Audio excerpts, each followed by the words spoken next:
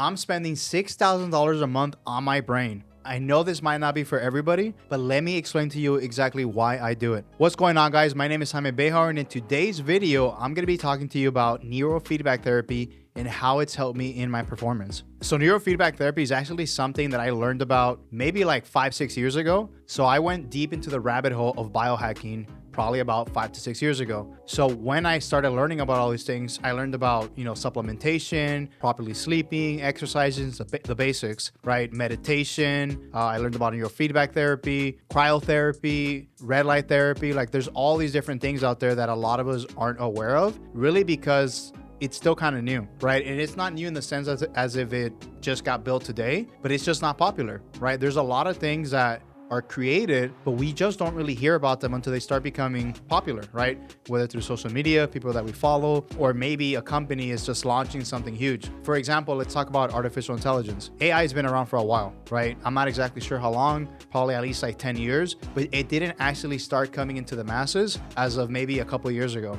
So it's the same thing with a lot of these things. I really knew about neurofeedback therapy back in the day, but I never did it simply because I couldn't afford it, right? I was not anywhere near making the amount of money that I make now, and spending $5,000-$6,000 a month to operate better sounded pretty, but honestly, I just couldn't afford it. Right? I was making $5,000 a month 6 years ago, so there's no way that I would have been able to pay for that. I always knew the benefits to it. Again, I just couldn't do it. Fast forward to beginning of this year, I was actually following somebody on social media who mentioned neurofeedback therapy. And at this time, I was having issues with concentration, focusing, actually getting myself to work. And it's not something new for me. Like I've always had these issues. I've always been a high anxious person to the point where I get fear-based. Even when I started and got into business, I used to be the type of person that would build out an entire business plan, focus on it, and then I would have analysis paralysis, right? Or I can go weeks without ever actually doing anything. Even getting myself to turn on the computer was difficult. So it was always an issue that I knew was there. Somehow I just kind of fought through it and was able to build a business in the last several years, but it's something that always keeps coming back. And earlier on in this year, I started having that issue again. I was like, you know what? I remember I looked into this, but I never did it.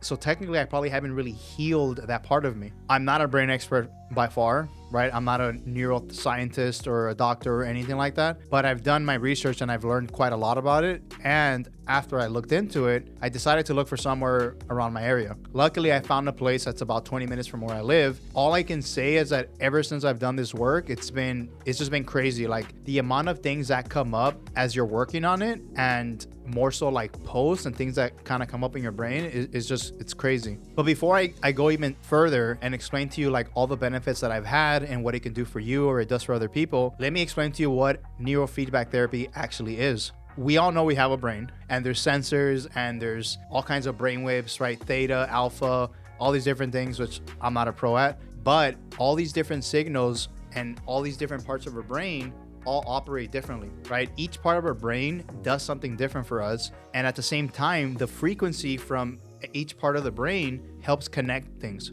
So for example, the emotional part, the analytical part, all these different parts of your brain, in order for your brain to fire at its full capacity, it has to connect and wire efficiently and actually connect the dots. And you might think, well, it seems like I'm fine, like there's really nothing there. Well, yeah, it's true. For the most part, most of us are pretty good. Like there isn't anything that's like debilitating us, or we have some type of condition where we just can't even focus or talk. But what if you were operating at like a 7.5 out of 10 of your full capacity? That 2.5 difference might not seem like much, but every single bit closer to that 10 of what your brain is capable of actually makes a huge difference. So each single point you get better and healthier from the brain perspective, everything within your emotional being and your way of thinking improves dramatically. So neurofeedback therapy, basically what it is, it's real lifetime data of the brain waves within your brain, right? So they're able to see exactly what your brain is doing and what every single part of your brain is doing and how it's working and how efficient it's working and how it's actually communicating from one part of the brain to the other. Right? So you would think that you're fine. And yeah, again, for the most part, most of us are good. But what if you can be at an optimal state? So what neurofeedback does is they put like a cap on your brain with all these different sensors. And what those sensors are doing, it's reading the data within your brain and the wavelengths, and it then interprets it in a graph where it shows them how well it's working. there's a level to how efficient your brain can be, and everybody's brain is different. Some people have faster brains than others, right? So with that brain map, we're able to see what is the full potential of your brain. So once they're able to see what the full potential is, and they're able to see which parts of your brain aren't operating the way they should, and they're able to see that through the wavelengths. So when it's setting all these sensors back and forth, they're able to see how well is your brain reading that. So once they make that analysis and they look at the data, they then create a form of therapy for the brain. So after you do the brain map and you commit to paying, and it tends to be about $4,000 to $6,000 per cycle of therapy. Each cycle, you can do anywhere between 20 to 40 sessions. I'm going to assume that every single place is different, but the place that I go at gives you 40 sessions, right? So each session then gives you a form of therapy to improve those parts of your brain and make sure the neural connections are going back and forth. So you could end up having these therapies once a week, twice a week, 3 times a week. Just like anything else, the more you do it, the better it's going to work. But at the same time, you can't do it every single day, twice a day. That'd probably be too much, because just like our muscles, when we're working out, your brain also gets tired. Once they do that analysis, usually the doctor will give you an analysis of like what your brain is looking like, what areas you need to improve on, how it's affecting you. It was super interesting because when I had the session with the doctor, he pinpointed a lot of things of how I felt most of my life and how I feel today just by looking at my brain. He knew nothing about my life. He doesn't know any of my traumas, what I've been through, and he can pinpoint by just looking at all these different parts of the brain and how it's firing or underfiring or overfiring, because it can also do that. And that's usually where the anxiety comes in. When a certain part of your brain is overfiring, it's too stimulated, then you tend to have that like anxiety, right? And the same thing with where if it's underfiring, if it's your emotional state or your analytical state, it makes it harder for you to either be emotionally regulated or to actually be able to concentrate, for example. So it helps improve that part of the brain to be at a more effective state, or decrease that part of the brain to, again, be at a more effective state. So what exactly has this done for me now, right? I looked into the research, I did the initial brain map, I've actually done a full cycle already, and they told me that I can start seeing the differences in my ways of being after a couple sessions, or sometimes it usually takes about 5 to 10 sessions. It's so crazy, but I've literally experienced so many different things in how I operate as a person since doing this work. So for example, some of you might not know this, but I've actually been somebody who's always been overweight for the most part of my life. And what I've learned from an emotional state, right, while by doing therapy or doing emotional work with other coaches, is that people who tend to overeat, you're overeating based on anxiety, right? But where does that anxiety come from? It's usually coming from some form of fear or trauma that happened in your life. So you're eating to basically cope with that feeling of whatever you feel like you're missing, right? So you can either kind of fix that or help that with therapy or some type of emotional work with a coach, or you can also do it with neurofeedback therapy. So I've actually experienced myself having better eating habits after doing this, which is crazy. Like I will literally walk up to the pantry, right, to eat something, and then I'm like, wait, I don't really want this. I should make something else. And I've realized that the reason why I'm able to do that is because my anxiety is lower.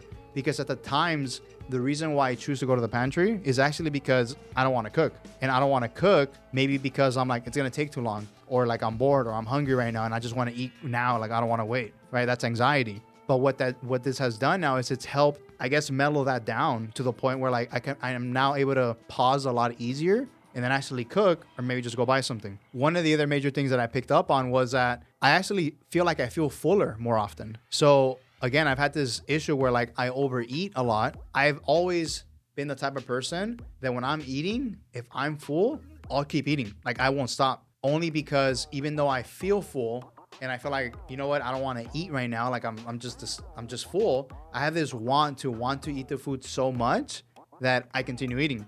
And not until like I'm just completely like just done, I'll stop eating. What I've noticed now is that I can eat a moderate amount and I can immediately start feeling, it feels like the connection between my brain and my gut is way stronger. So I'm able to feel fuller way quicker, which basically turns into me stopping eating a lot earlier and eating a lot less, which in turn, then not only does it bring my anxiety down, I don't feel as full and as lethargic and as tired. So I tend to have more energy throughout the day, right? So all these things that we do in our lives, all these little things like play a big toll, whether we're out having alcohol or we're sleeping late or we're watching TV late at night or we're overeating, like it all stems from somewhere. And even though we consciously know not to do X, Y, or Z, why do we keep doing it, right? It could be, again, because of emotional trauma, or maybe also because of brain deregulations where it's not functioning the way it should. So as we continue doing all these bad habits that we want to stop, what does it do? It just snowballs into other things. So for example, for me, I also had an issue sleeping. Like it was hard for me to fall asleep because my mind would either just keep racing or I couldn't relax. I now find it easier to actually relax and fall asleep way quicker. So again, like what were the issues before doing this? The fact that I would either overeat or eat late at night or not sleep enough would cause me to feel lethargic the next day, would cause me to feel tired, would cause me to not want to work out or feel groggy. And either I wouldn't want to work out, maybe I'd be a lot more stressed, maybe my tolerance levels were not as high, so I'd get triggered by things people would tell me or the way when things wouldn't go the right way. So what would that then do? Then I wouldn't actually work on my business or work on myself, say if I wanted to get fit, and then it just continues on and on and on. We all go through this. Like this is very normal, and although it shouldn't be normal, it's normal in the sense that it happens to everybody, right? But if we're not connected with that, whether it is through therapy or spiritual or I guess science-backed data with this, we continue doing all these things. So not until you know or become aware that they're even there, you can actually put a stop to it. So like even again for me, like I'm a very self-aware person. I've been told by so many people that I tend to be pretty self-aware, and it's something that I'm very conscious of.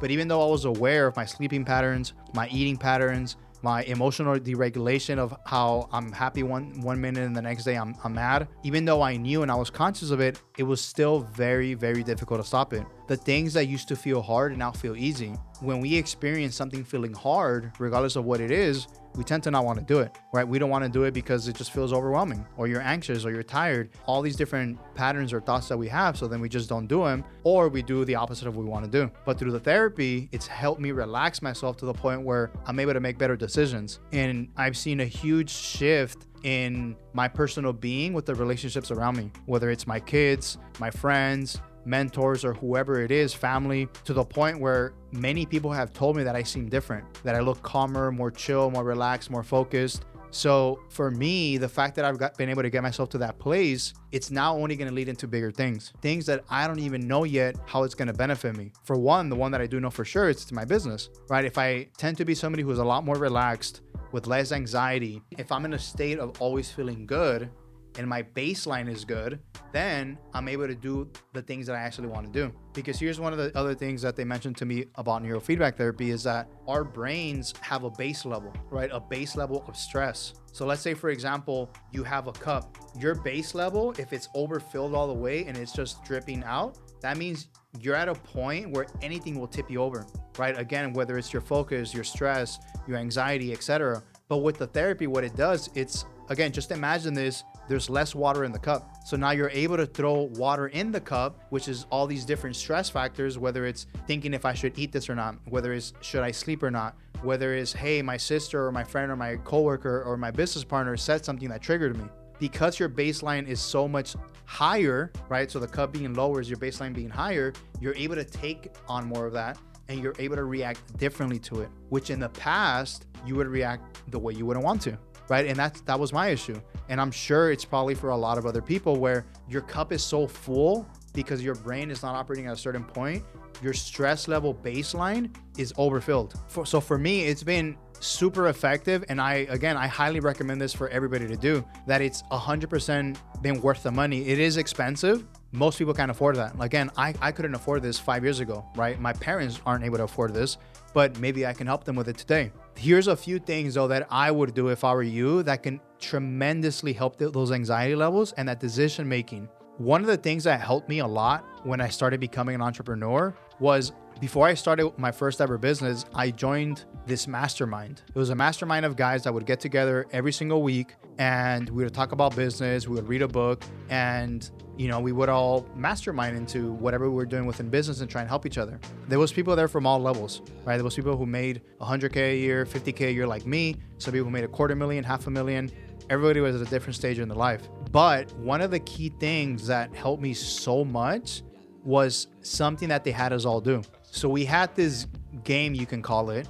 We would call it basically just disciplines. Whoever joined this mastermind agreed that they had to follow 10 disciplines every single day. If they didn't do them, right, we had to be integrous with ourselves and admit if we did it or not, right? So it was 10 things every single day for an entire week up until the next time that we joined. If we didn't do one, we would then admit and be like, hey, I didn't do X, I didn't do Y, I didn't do Z, I didn't do each of those 3 times. Great. Every time you didn't do it, you had to pay $10, right? So you could end up going after a week and pay $100, maybe pay $10, maybe pay nothing. That money would then go into a pot, and at the end of 4 months when the mastermind was over, we would use all that money and we would all go out to eat and everybody would benefit from it, right? So you can do the exact same thing with your family or friends, right? If they're looking for a way where they want to be more disciplined, they want to be able to focus better, make better decisions, that would be the best way that I've learned that can highly benefit you and help you.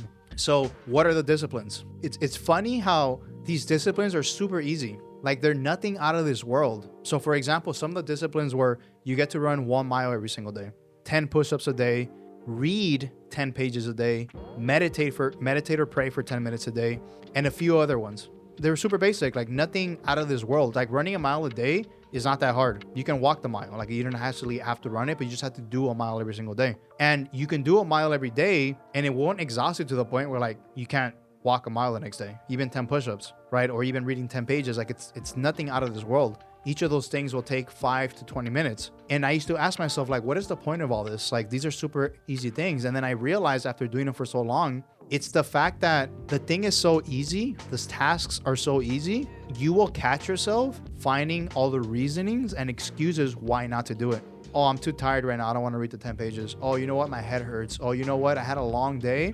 I didn't have time. But those thought patterns that we all have are all belief systems that we've created within our brain, right? And we've created those from childhood, from trauma. Maybe we got bullied, maybe our parents, all these different scenarios of what could have happened. So we all operate out of those beliefs that we have, right? And based on those beliefs is how we are able to accomplish and create all these things in our life, right? Whether it's a business, whether it's going to school, whether it's becoming a great husband, whether it's becoming a great friend or a great father, all the reasonings why we are the way we are within those categories are based on our belief system, right? All those thoughts. So part of the reason why people struggle whenever maybe they're going to school or starting a business is because they can't get themselves to do the easy things, right? This is where the disciplines kick in. All these stories and all these thoughts that you're going to have in your brain are going to kick in. When they kick in, you know you have to do them. If you don't do them, what's the consequence? Oh, I'm gonna pay $10, right? So if you don't want to pay $10 to $50 a day for not doing them and you're committed to this mastermind